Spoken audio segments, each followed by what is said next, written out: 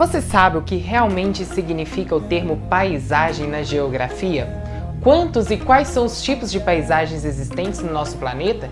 Quais elementos formam as paisagens existentes? E ainda, por que as desigualdades sociais podem contribuir para a transformação da paisagem?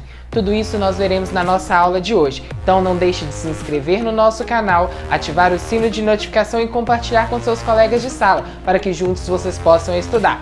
Solte a vinheta e vamos iniciar a aula de hoje.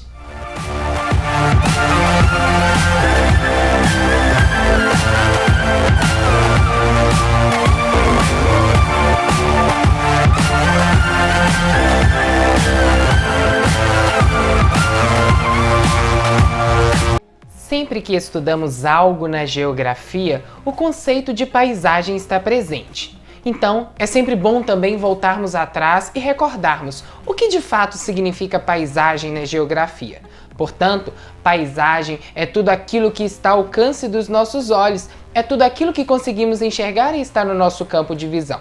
Assim sendo, na geografia nós poderemos dividir as paisagens de duas formas basicamente, as paisagens naturais e as paisagens culturais, sendo elas diferenciadas pela sua composição.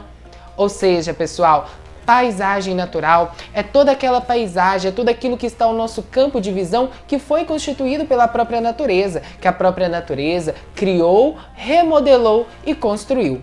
Diferentemente, as paisagens culturais, ou como costumamos dizer também, as paisagens artificiais ou humanizadas, são aquelas paisagens que foram construídas pelo próprio ser humano, que o homem modificou na natural ou que constituiu para que ele pudesse estar suprindo a sua necessidade e adequando o espaço para a sua sobrevivência no meio em que ele vive. Então, tendo este conhecimento, vamos perceber a partir de agora quais são os elementos que podem formar uma paisagem natural. Assim sendo, como tema da nossa aula de hoje, nós vamos ter todos os componentes e elementos capazes de formar essa paisagem natural. Os denominados componentes físicos são eles a hidrografia, o relevo, o tempo e o clima e muitos outros elementos capazes de formar a paisagem natural. Quando falamos de clima e tempo atmosférico, costumamos confundir ou até mesmo pensar que os dois têm o mesmo significado. Porém, não é bem dessa forma. Quando nós falamos de tempo atmosférico, pessoal, nós estamos falando de uma condição momentânea da atmosfera. Ou seja, estamos com um período muito quente e de uma hora para outra o tempo muda, o céu fica nublado e aquilo passa de uma maneira muito rápida. Este é o tempo atmosférico, é a condição de tempo atmosférico que nós teremos em um curto período de tempo. Diferente do clima, onde que nós teremos em um longo prazo a definição das características da atmosfera. Isso formando então uma paisagem comum em um longo prazo, em um prazo muito maior do que aquela que é formada por um tempo atmosférico, em que em um mesmo dia, em um clima extenso, nós podemos ter vários tipos de tempo atmosférico de acordo com a localização e a coordenada geográfica dentro do nosso planeta. Outro componente físico muito importante na formação de uma paisagem é o relevo. O relevo, ele é responsável por modelar e por formar a superfície do nosso planeta. Assim sendo, a nossa litosfera ela vai possuir diversas características e diversos formatos, seja de planícies, de planaltos, de depressões ou até mesmo de montanhas. O relevo ele é fundamental para entendermos a modelagem que o nosso planeta tem nessa camada litosférica, a camada rochosa, onde nós seres humanos estamos instalados, onde nós nos localizamos. Porém, é muito importante a gente recordar e entender que no meio urbano, nas cidades, dificilmente nós vamos identificar em que tipo de relevo uma cidade está instalada, mas não nos deixemos enganar. Mesmo estando nos centros urbanos, nós temos um típico relevo presente naquele local. Além do relevo, as formações vegetais são outros pontos marcantes construídos pela própria natureza para formar uma paisagem. Geralmente de característica exuberante e bastante chamativa, as paisagens são diferentes, quando formada pela vegetação em diversos pontos do nosso planeta, em diversos pontos do mundo. Isso se dá pela disposição geográfica de um tipo paisagístico, isso obviamente estando relacionado principalmente com as questões climáticas de um dado local. Por exemplo, nós dizemos que existem diversos biomas espalhados pelo mundo, espalhados pelo nosso planeta, como por exemplo, aqui no nosso país, no Brasil, nós temos a Mata Atlântica, o Cerrado, a Floresta Amazônica como uma floresta equatorial, nós vamos ter também a Caatinga, os Campos Sulinos, e vários outros tipos de biomas e formações vegetais que são responsáveis pela manutenção dos nossos ecossistemas. Isso formando uma paisagem completamente naturalizada, onde vai demonstrar a exuberância, a beleza e as riquezas da natureza. Além ainda das vegetações, outro elemento muito marcante é a questão da hidrografia. A hidrografia é um elemento natural formado basicamente ou tipicamente pelas águas. As águas estão distribuídas em nosso planeta em 3 estados físicos, sejam eles líquidos, sólidos ou gasosos. Estas águas, elas vão estar presentes, por exemplo, no estado líquido, nós podemos encontrá-las nos oceanos, nos rios, nos lagos, e assim sucessivamente, como aquelas águas que costumamos utilizar no nosso dia a dia para lavar uma vasilha, para arrumar uma casa, lavar um carro, regar uma planta ou até mesmo para estarmos ingerindo e saciando a nossa sede.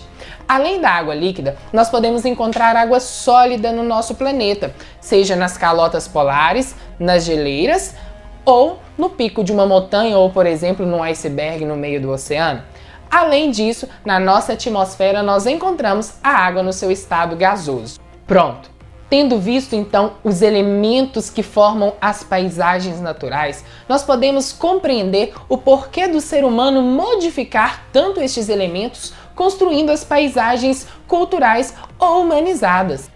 E é claro, não podemos esquecer que, através dessa modificação que o ser humano constantemente faz na natureza, começam a surgir os problemas ambientais e, por que não dizer, dos problemas sociais. E com isso, a grande desigualdade existente entre uma sociedade e outra ou no mesmo grupo populacional. Contudo, pessoal, nas grandes cidades ou nos grandes centros urbanos é o lugar onde teremos a maior evidência dessas desigualdades sociais.